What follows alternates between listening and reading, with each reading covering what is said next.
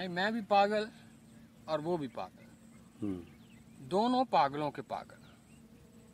वो तो धड़म करके छा गई, तलपट करके उसने पलक झपकते ही भागने का फैसला किया। मुझे उस लम्हे की क्या एक फिक्र पड़ गई। अब क्या करूं, उसके सभी फैसले यकायक होते थे, लेकिन अब के मुझे उससे बिछड़ जाने का अंदेशा हुआ। मैं डर गया। अभी वो मानी, अभी वो नाराज। इन बादलों का कोई पता नहीं, बारिश हो या ना हो। हमको दरअसल कहानी में एक ट्विस्ट चाहिए होता है।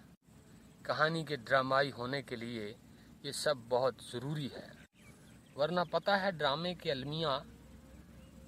का अलमिया फौत हो जाता है और यूनान के कदीम देवता उसको देखकर खुश नहीं होते।